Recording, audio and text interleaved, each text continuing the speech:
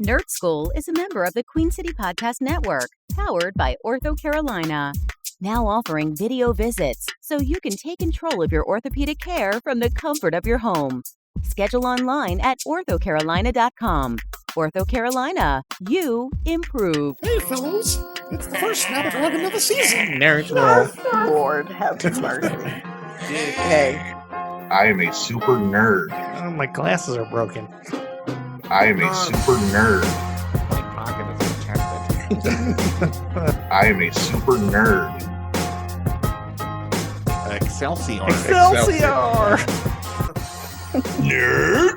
The Nerd Skool Podcast. Starring Andy. My name is Andy, and I am a super am a former entertainment journalist.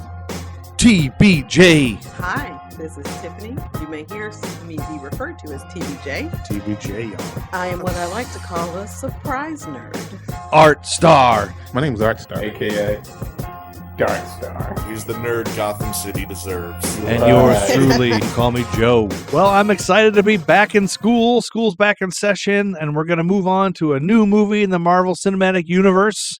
We're going to jump in. We all just recently rewatched Thor, and I have a million questions that TBJ, Art Star, and Professor Andy are here to help me with. Hi, guys. Hey, Welcome back. Yes. It's been a while. This is great. the mighty Thank you Art guys Star for being is here. Yeah. back. The mighty Art Star. The That worthy. mighty in front of The your worthy. name. I believe I can lift Milnor. Oh, Lord. Is that how you say it? Milnor, That's yeah. the makes it Milnor. Milnor. That's I'm how calling Meowmeow. Art says it. I'm Oh, gonna okay. I'm gonna say it like the scientists and blah blah blah. I didn't know The for the mighty longest Art time. I Star. was How do you say it, Andy? Nordic J's are like Y's, I guess. So it's Mjolnir. Milnir. No, Yeah. yeah, okay, yeah, Oh, yeah. That's how they say it Mr. in the movie. Fancy. When I was a kid, I thought it was Mjolnir. And I just pronounced it like Yeah. it's spelled. I ain't even tried when I was like, whatever. Thor's hammer. I don't remember ever being Just like aware of it Thor's as a hammer. kid, but Right? Yeah. At the end of the day, it's the hammer, guys. Like, it's the Thor's hammer. like even when I was watching the watch through, I just kept saying to myself, Jotunheim. Jotunheim. Right, like, like, It's I spelled would with a never J. get to, yeah. It starts with a J. Yeah, it is. Yeah, Jotunheim. right. And that was a question too with Jotunheim. I was like, oh wait, I guess look, I usually have the subtitles on, so that helps me with spelling too. Yeah, Like, yeah. oh, that's how you say what they're saying. But man, But yeah, so I just rewatched it on Disney Plus. Do you guys all have Disney Plus? Yeah. Sure do. Yeah, you got to, right? If you're a nerd, you I got was about to say, in Disney my Plus. nerd pocket, Disney is required. So I'll get to this at the end of the thing, but Disney Plus has some really cool things that I didn't realize, and I don't know if it's a new feature, but at the end, when you jump to the after credits scene, they have a little thing that says skip credits that pops up. I don't know if you guys have noticed that. I don't know if that's new or not, but I was like, oh, skip credits! What a genius thing! Yeah, It's that's- perfect for Marvel because you skip right to the Okay. after credits. Yeah, I didn't click it because I thought it would just skip the whole credits, including the thing. What? You're right. I thought that's It's what best it to just meant at leave it- first. I was just like, oh, is leave it going it. to start over? But no, it works. It skips the credits and goes to the after credit scene. And then I also noticed on Disney Plus, I don't know if all the movies have this, but this had deleted scenes and extras and stuff. And so I watched some of that, and I have a lot of questions. But I'll save that to the end. Mhm. All right. And it might not be even in this episode because sometimes we talk for hours, and it might be 2 episodes from now that we get to Can them. I But just- we will get to those. can I just say this Yeah. before we start? Yeah, you can Have- say whatever you want, mighty Art Star. Have any Don't of do you- that. Don't give him carte blanche. Just say whatever he wants. Either that or the worthy. Either way, either. But have you guys all seen WW84 yet? Yes. No, Wonder I'm Woman waiting. 84. Well, okay. I saw a little it's not bit. even about that. I was watching the guys from How Did This Get Made, and they was reviewing WW84, and they was talking Yeah. about just things about it, and it made me think about Thor based on kind of a I don't know if me and Joe was having this conversation or if it was me and the other guy like Josh from work was talking about it, but it was like I think, yeah, no matter of fact, because Joe, you had mentioned how you fell asleep. Yeah, trying we to were watch. bullshit. We saw each other at work Saturday night, Right. so we were bullshitting about. Yeah, so you were sitting there saying, and I had to stop you. And I said, "Save it for the podcast. We can't be talking about this." It's just, but it's not. This is just before we even dive into it. Like, I had this thought.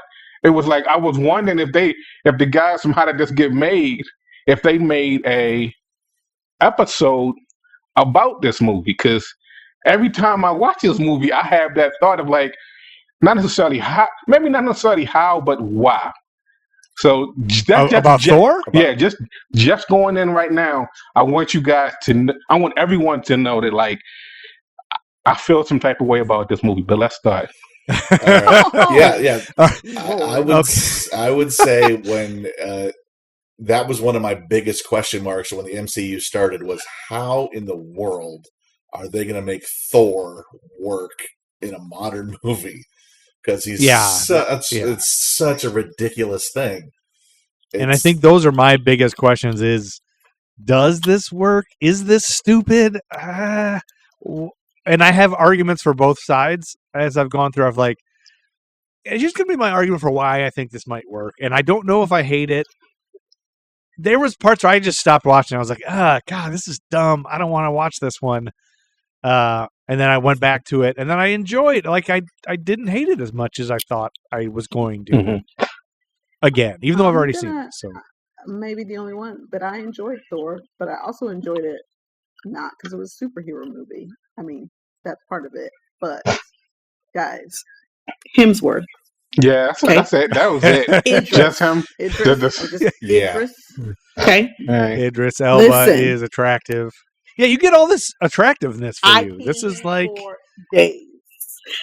And I mean, it's a sweet movie, and I know not every nerd wants to watch a sweet movie, but I think this is a sweet movie. And Men do it all of the time. We watch crappy movies because of the eye candy in it. I think they did a really good job of distilling Thor into something that fits. Mm-hmm. Because I'll go through some of the history in a minute, but Thor is a mythological god, right? Of thunder, and I was going to go through the history. I was going to start with Thor is the Norse god of thunder, the sky, and agriculture. And he was popular from around 790 to 1100 CE, and he was CE, whatever that means from the site I'm looking at. But yeah, so wait a second. So I think my biggest question with that whole thing is like it is so difficult because someone back in the 60s or whatever made the decision to add this Norse god into comic books and then to add him to Avengers and stuff. Like it's one thing to have the comic about this Norse god or whatever that people can read, but then you add him in with all the Hulk and everybody. So you're forcing everyone to make these try to make these realistic movies with ridiculous. How do you even? Well, keep it. I mean, Hemsworth. It's comic books in the godlike. So yeah. Hemsworth's got a body. If Hemsworth wasn't that cut and that built, I don't see how Thor really works. But also, comics in general were about the craziest, weird stuff you could think of. Throw everything at the wall. Your imagination was not limited by budget or realism. It was about telling the fanciest, most craziest stories that kids would want to buy off the stands. So this massive blonde dude with a hammer that calls down lightning, you can kick the crap out of aliens. That's what it was for. And then I guess since they decided to just put all their popular characters into one book to make it a really popular thing. Yeah. And that was, I guess, part of the fun was figuring out how all these disparate things, Iron Man and Thor and the Hulk, all these guys are going to work together. Yeah, I feel like they did a good job in this movie as far as they have that scientist guy even like talking about this can't be real. These are the things I learned about as a kid, and they have him pull out the library book and show. It's like they didn't. I think it's better than if they would have shied away from it and pretended that wasn't a thing. Yeah. I guess, No, I mean, it's a whole realm of the Marvel Universe is the whole magic thing. And they've kind of de-magicked a lot of Asgard to make it just, it's just another planet. as opposed to this Yeah. otherworldly dimension. But it's and I gotta say, like that shot of the main hall of Asgard, the big shiny golden castle, it looks like a pipe Yeah. organ. Yeah. Like Yeah. I keep You're explaining, not lying. You're not lying. that's the impression I get every time I see that. Yeah, it does. But also remember, Yeah. we're looking at this from a 2021 lens, and this movie was made in 2011. Yeah.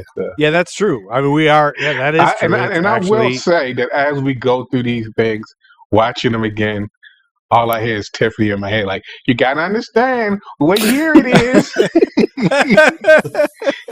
Yeah, that's funny. It's a whole thing. Like, Hmm. if I assume we've all seen all 3 Thor movies, Yeah. but we'll get to that later. But just Even when we get to the next movie, it's gonna come up. The issues are going to come up with the time for when it was made and what we have now. You know, yeah, with Captain this America. was at a time we had 2 Iron Man movies and we had that Hulk movie that was kind of not so well received. So Yeah. this was So we're still early. Yeah, this is early in the MCU still. Yeah, Yeah. it's the next big step that it's Robert Downey Jr. made those Iron Man movies work, and the Hulk movie didn't entirely work. So Thor was like a big mystery. Was Right. Yeah, will this work? like Will I this said, make a turn to more success, or will they start failing and then just make shit? yes, and this Because had I mean, every bit of potential to be a shit show. Right. so not to be like the extra credit guy or the kiss up too much to the teachers here, but over the Christmas break, we're now recording this. Those of you don't know, we put them out way ahead, so we're like 5 episodes behind, which I'm sure we'll catch up at some point. But it's January 2021 right now. The beginning, New Year's is just brand new. But over the break, I was just curious, and I forgot all about the Batman movies, and I was thinking about Tiff, since Tiff loves Batman, and I happened to notice a clarification moment. I am Batman. that's right. Right, she's She Batman. is Batman. She's the new Batman. For what, and she'll get to that. She's And the we'll new get to this Batman. Batman. So I noticed, I started realizing that I think we've talked about it here and there, like, who's your favorite Batman? And everybody has their different opinion. I don't know. I've always said Val Kilmer, but I think I was just kidding. Yeah. And then I realized, so anyway, they were all on HBO Max, the ones from the 90s. And so I watched the Michael Keaton ones, the Val Kilmer one, and George Clooney, and the first one of Christian Bale. the guy from Christian Bale. I can never remember that guy's name. Just so I could get like, okay, who's my favorite? But I was really realizing how much that helps me with this. Like, it really helps me the history of movies, because these were the first comic book movies that they did with good. Like, we now have good graphics. We're going to get good actors. We're going to get. And 1990 was, Jack Nicholson and Michael Keaton, and it was good actors and stuff. Tommy Lee Jones was in the next one, but they weren't. They still have something to be desired, I feel like, because they were more like cartoony still. They were very colorful and cartoony. It was a transition. Batman before 1989 was Adam West in everybody's mind. Adam West. Right. They did Christopher Reeve Superman, and that was a big hit, but then there was 4 of them, and by the end of that 4th one, it was a joke. And it was ridiculous. No one... it was such a big risky thing. Like, the nerds at the time, which I was kind of one of, or I was just sort of getting into it. Like, there was a lot of potential there for good stories, but it's just, could you get past the general public's dismissal of all this stuff as dumb, hokey, old-fashioned stuff? Yeah. And So I feel like it was a big step from maybe even Superman to Batman to like a little more realism, but then to like when the X-Men started coming out, and then it was like realistic, and then the MCU is just another level. Like, we're on another level. Yeah. And it's exciting. It's exciting to be in this time. I say that all the time. I know it's exciting to be able to be in a time where the stuff we thought was cool and could imagine as kids or could see cartoons of or comics are now cool on screen and awesome. Like, they're real cool. And like, see, and that's the feeling you get as a nerd when you hear that a movie is coming out And it'll probably be a while before we actually do things like this. But actually, when you go to the theater, you sit down and you watch it, and you see it up on the big screen, and you just like you're blown away. You're like, wow, they're actually touching bases on something that actually happened in a book that I actually read that people just sit there and say was for kids. And like, look at all these adults that are watching this movie.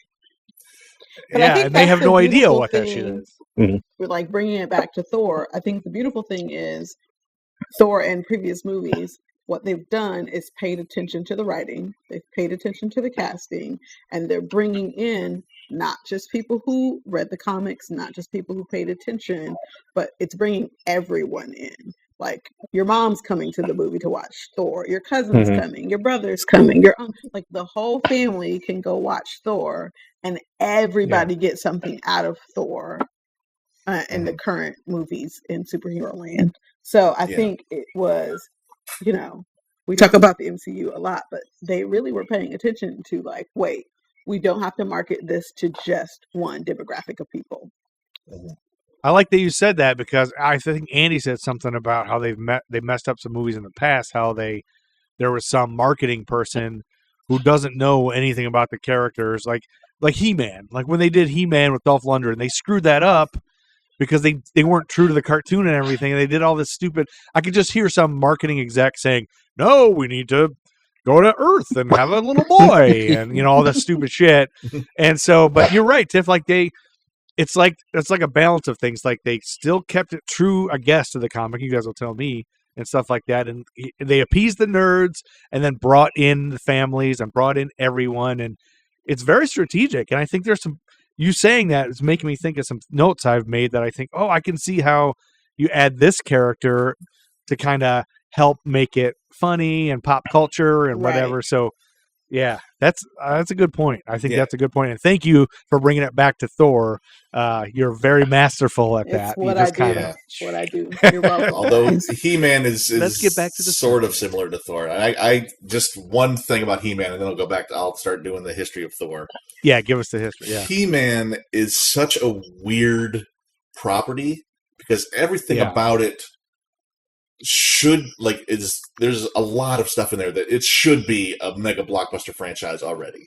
It's got its swords and magic, yet technology and weird contraptions, machines, and a snake weird family relationships.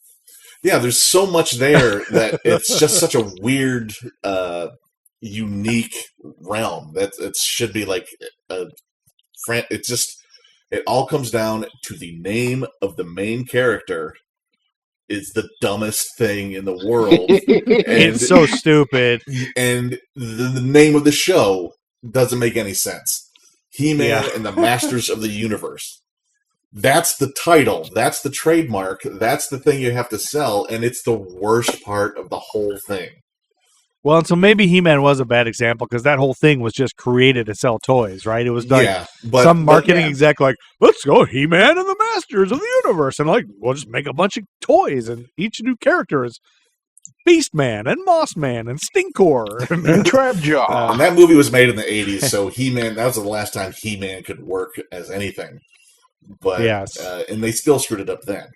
But I'm just fascinated by the fact that everything about the whole property, the whole franchise, is like fantastically magic. Like Chronicles of Narnia, it should be this massively built world, and it's just got the dumbest name, and they've not figured out a way to give it a better name. Well, He-Man has also sort of become a big gay icon, in the gay community. Like there's a whole website that's just like He-Man with rainbows everywhere, and so I started watching it recently, or rewatching the 80s. They're all on YouTube, and it's very gay. Like he's so gay. Like he's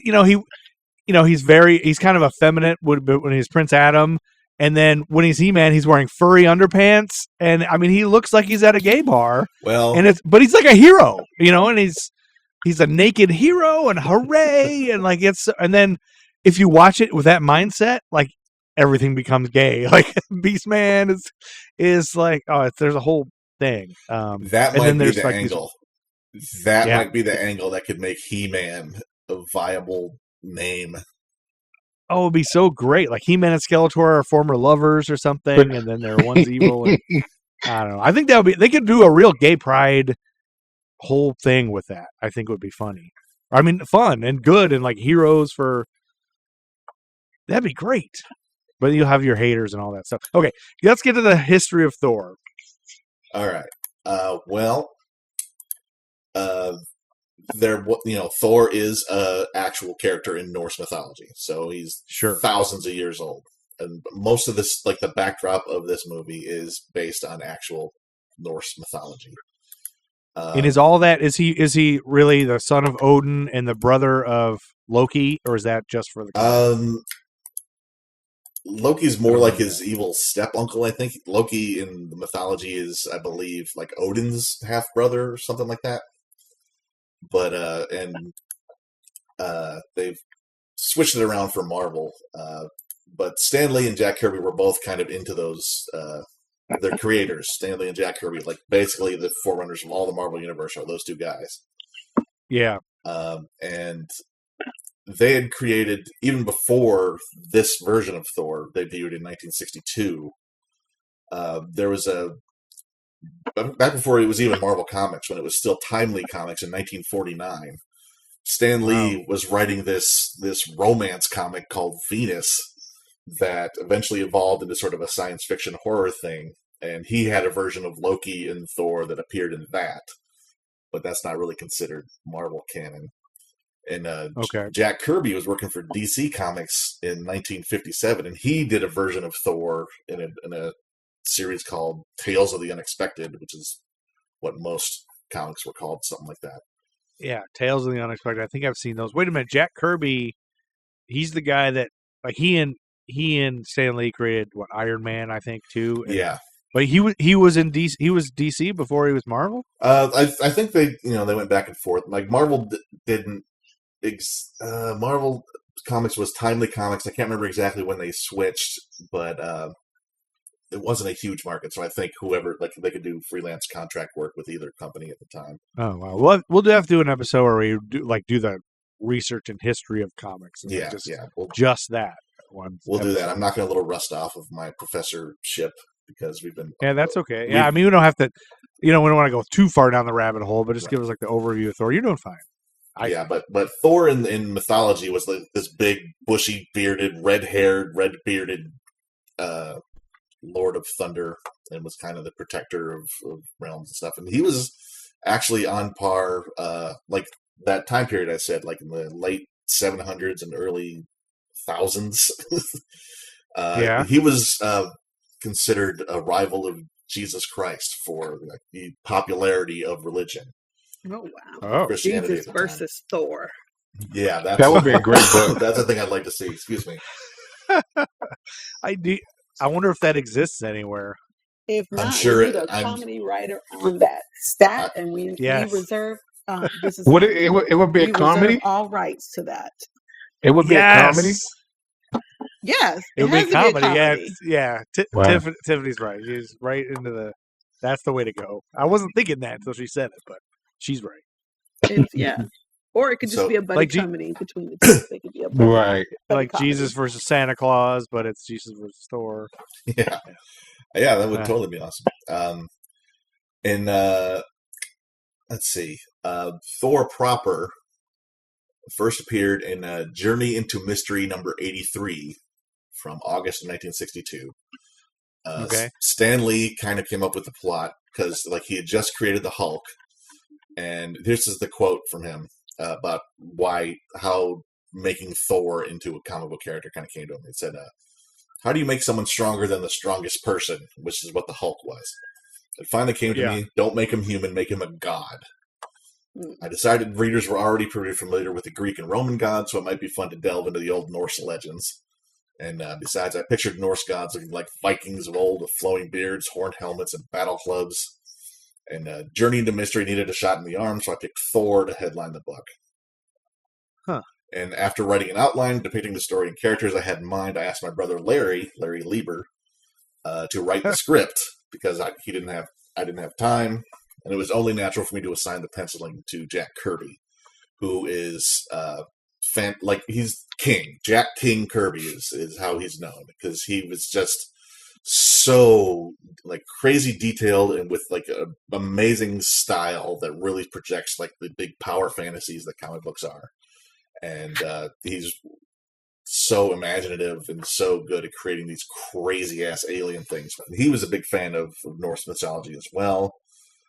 He's dead, right? Jack Kirby? Yeah. Right. And yeah, I mean, it really makes sense that these guys were fans of all these stories, because comic books didn't really exist. So they had to grow up on the closest thing before comic books, I guess, would be these legends and myth.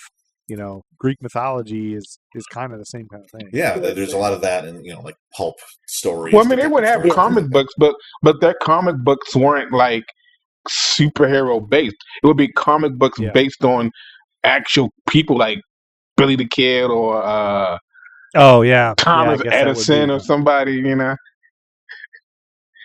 Well, we'll really have to delve into that, because I don't know that stuff.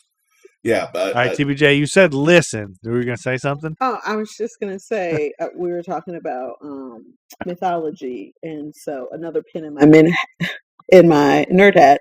I spent a lot of time fascinated by mythology in high school and studying the difference between Greek mythology and Roman mythology and mythology from the motherland. Like, I love mythology. So right now, I just want to say, me and Jack Kirby, we're homies for life. He's not here right now, but we're homies. Yeah, he was legendary. He's basically he co-created Captain America. Stan Lee didn't even do that. And so like so much of the Marvel and even DC universes, he is the guy. Very much Jack. Yeah. Yeah. So I think Captain America is one of my favorite stories. Like, that story is cool to me. The frozen in ice thing. Like, I don't know. And the super serum. The super serum's cool. I'm good at the beginning of Captain America. Outside of the movies, when it's like talking about double agents and Hydra, I'm like, wait, what? Why do we do that to Captain America?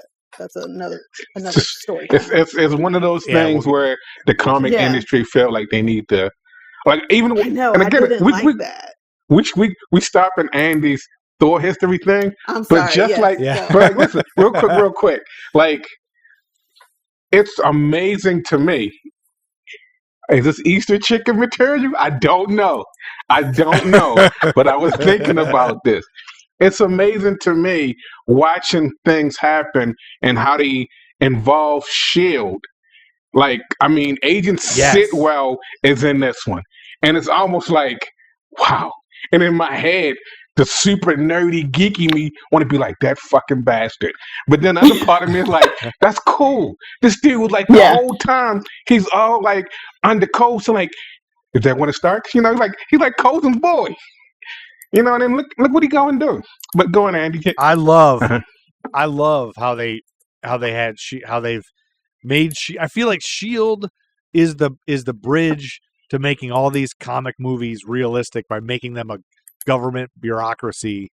I love what they've done with it. I don't know if that's what it is in the comics, but it seems genius to me. Yeah, I love it.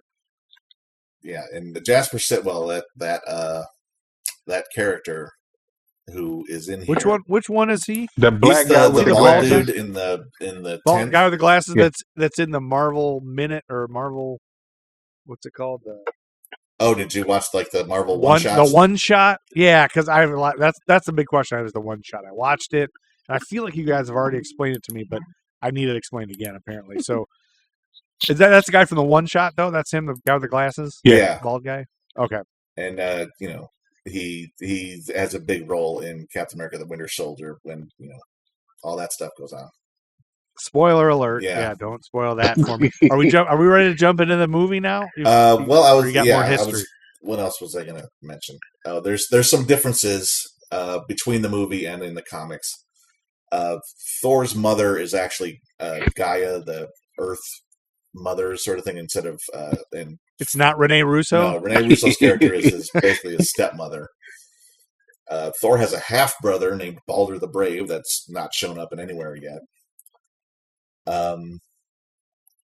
There's let's see, the Warriors 3, his 3 buddies, the Fandral, Yeah. Hogan, and Volstagg. Volstagg. They're not based on Norse mythology. They're just comic book buddies, childhood friends of What? Thor's. But they were in the every comic books? book. You have to have buddies. You gotta have homies Yeah. to back you up. Yeah. Kirby's whole thing was like he knew the Thor legends very well, and he wanted to modernize them. He thought that would be a new thing that comics would do, is to take all those old legends and modernize them with a comic book feel to them. That was kind of the thing. And, Okay. and, Which makes sense, because it's like a character that's royalty free that you can just take and use. I don't know. Yeah, absolutely. Get your ideas wherever. Jane Foster in the comics was just a nurse, as opposed to astrophysicist, and because it's part and parcel with the original story that this is kind of adapting, but about Odin teaching Thor humility. But the way they did it in the comics is that he wasn't just thrown to Earth and sent to wander. He wasn't cast out. He kind of was, but it wasn't just as himself. He was taught by making him live the life of a guy named Donald Blake, who they name check in this movie as Yes, Jane Foster's ex. I did. As the hot Natalie Portman's ex.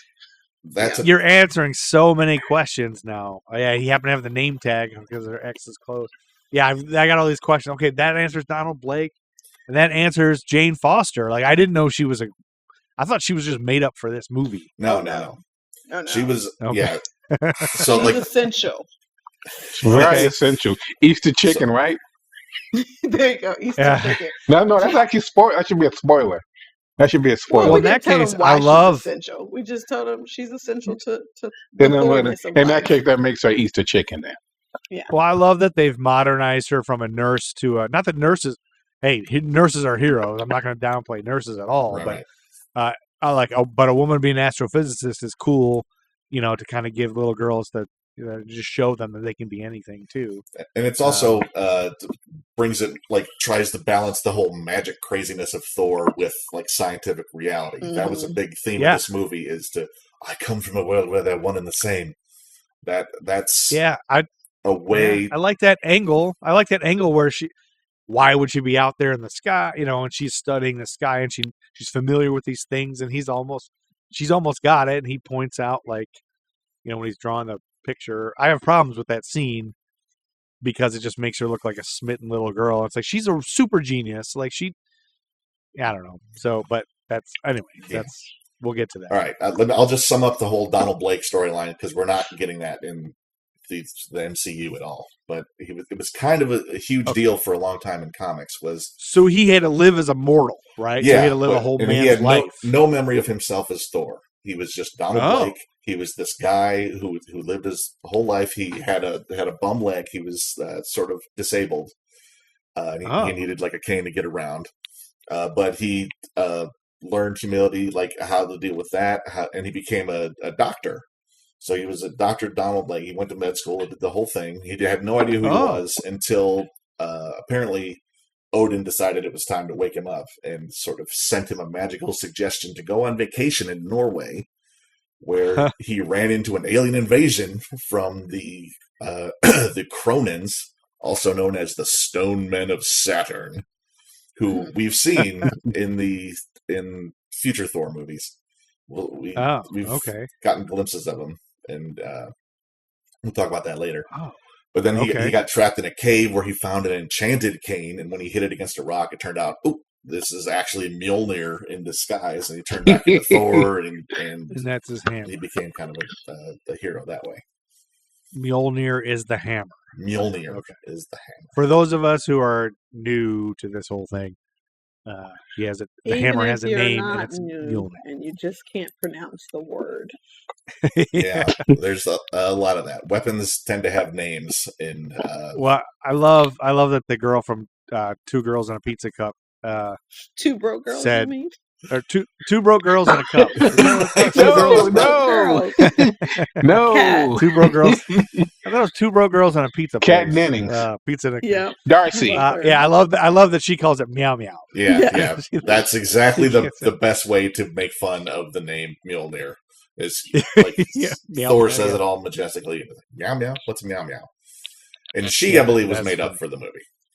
Yeah, that's why I think that she was kind of what I was referring to earlier about I feel like they added that character to sort of give the silly ones of us, the dumb, the silly angle, and like to bring it to reality and just like how ridiculous some of this bullshit is. But she's also funny and comedy relief, kind of, and even like I can picture a family going to see this, and it's some of the kids are excited, and some kids don't want to see this at all, but she would be for those. Like she would be for my daughter. Like my daughter would like that girl's character, and so she would bring that, kind of for the people who aren't into nerd stuff, maybe. Kind of, I think. So I at first I was right away when it opened up, I was like, why are these two pretty girls in this movie? Is this ruining the movie? Like, are nerds mad because they're dumb and it's not part of it? But now you're telling me Jane is part of Thor. Absolutely. And Jane was the but major she's love made interest up. for, like, I think got married to Donald Blake. Because after I that had no whole idea. thing, he had the enchanted cane. He could switch back and forth between Donald Blake and Thor. Really? Yeah. So, like, he had a secret identity as Donald Blake, and he lived that life. I had no idea he had a fake thing. But I guess that would make sense for her to be a nurse. How else would he have met her? That makes sense. I had no idea that was in the comics. No idea at all. That was in the comics for a long while. And then eventually... Wow. There was another, then I eventually just kind of abandoned the whole Donald Blake thing and just was Thor all the time. But then he got a different secret identity as like a construction worker. And well, now that you're telling me all this, shit, I think that's genius the way they worked that in without doing that way. If you're not going to just wait, because we haven't even given you the biggest piece of her. Oh my gosh! And I think it's going to blow your mind, but we're not going to talk about it. Often. Yeah. Okay. So I got to wait. Yeah. That's. Okay. I think we were going to see that in Thor 4. Yeah. If you're talking about what I think you're talking about. Oh, I've heard. I think out of it. It is coming in the next one. I wonder if I can guess. Yeah, because I've heard people having. I think I've overheard people saying, "Is Natalie Portman going to be this superhero?" Right? She turns into a superhero. Is that what we're going to say? Maybe. Well, you don't have to tell me. Maybe. At San Diego Comic-Con, she came out, and she wasn't in Thor 3s, and like there was kind of a falling out after Thor 2 between because she signed on because they had actually art. We're talking about Wonder Woman versus Thor. Patty Jenkins, the director of the two Wonder Woman movies, was originally supposed to direct Thor 2. And then Natalie Portman signed on, was very excited to have a female director on that. And then something happened where she got let go. And Natalie Portman was kind of mad about that and didn't really like how Thor 2 turned out, as a lot of people didn't. And so everyone thought, all right, she's done with the MCU. She's mad, blah, blah, blah. But then they brought her back out when they announced Thor Love and Thunder. Yeah. Thor 4. And she didn't say anything. All she did was picked up the hammer. Yep. Okay. So, that I love the lady heroes. Yeah. I feel like Hamilton to you. And then the nerds went apeshit. I am totally blown away at all the stuff I'm learning tonight. This is crazy because I did realize that sometimes I can just look these things up and find out stuff, but I choose to learn from you guys because it's fun this way. That everyone can hear me learn this stuff. But I'm really, and then you can also ask questions too, because like it's nice to look things up, but then when you can have a discourse about those things, it makes it pressure. Oh yeah, trust me. That's what my whole life has been. Even if I look something up, then I call Andy and be like, okay, what the hell? I read this. Tell me that, and then he gives the in-depth nerd background. It was kind of why we started this. But man, I'm really blown away. I mean, I thought this was just a way to get Natalie Portman in the movie. Like I totally thought they just made up a character storyline, and Natalie Portman was brought in because she's a good actress to bring realism and stuff to this, and she was a made up character. And a couple of my first notes were like, So are you guys pissed that they made up this Jane character? I can't believe I'm blown away. I had no idea. To be fair, No, I don't know. no. I don't know enough about comics Jane Foster to know how accurate the movie version. I mean, aside from changing her profession, I don't know really how much of comics Jane Foster is in there, other than the name. Right. But that's just like Jack Kirby was modernizing the old legends. The movies are modernizing Jack Kirby's legends. Well, yeah, that's just it. I mean, it can only be so realistic written in the 60s or so relevant today written in the 50s or 60s. You're going to make it, a woman in 2011 is going to be different than a woman in 1960 or whatever. Yeah. Anyway, so I'm not too worried about if it's exactly like the comic, but just the fact that it's a character and that Donald Blake background, that blows my mind. I had no idea. I did write down, like, what's this Donald Blake thing? It's got to be. I know it's something. Yeah, that's definitely something. That's an Easter chicken. That's an Easter chicken. Wow, I totally. I was gonna guess that it was another superhero, like it was gonna be somebody else or something. It's gonna come in and he's a bad guy that shows up and fights Thor. But one thing about all of these movies, somewhere like something, like if you see something that like catches your eye, and you're like, I wonder if this could be.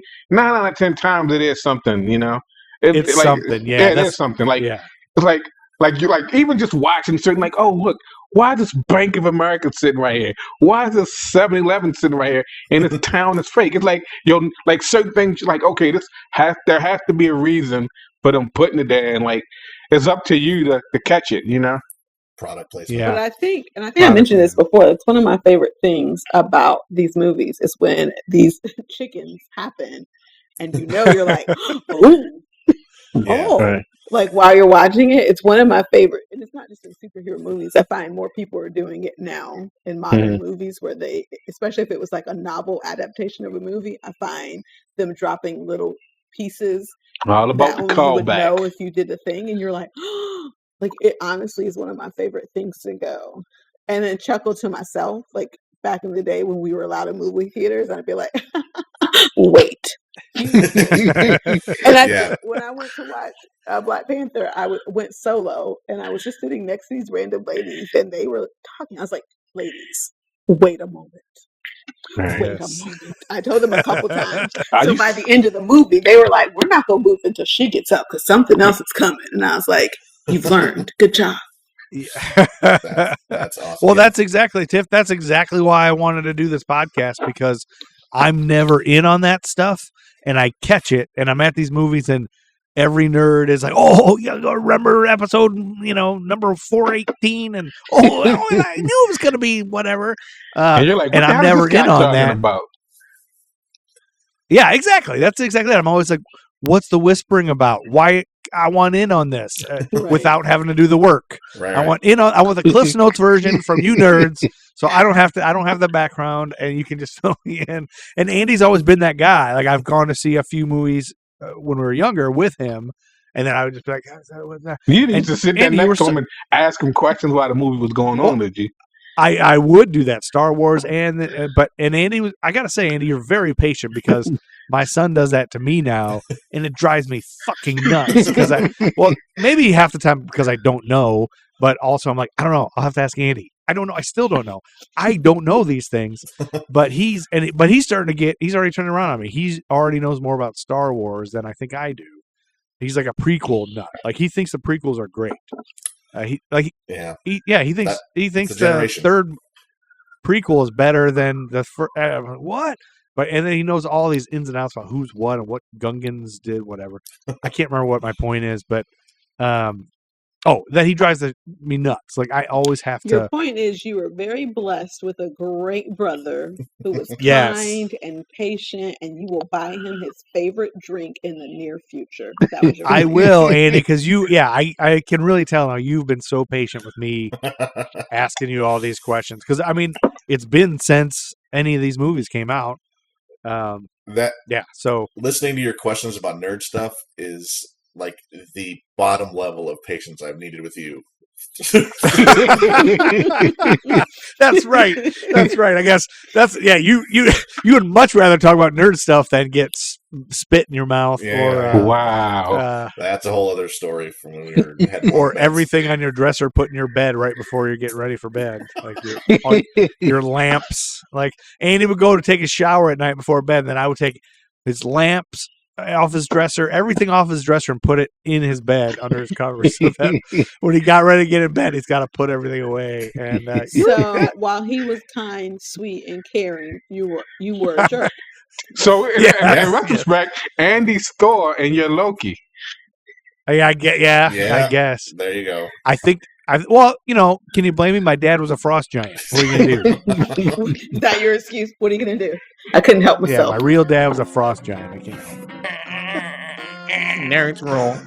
Excelsior. Oh, my glasses are broken. My pocket is protected. Okay.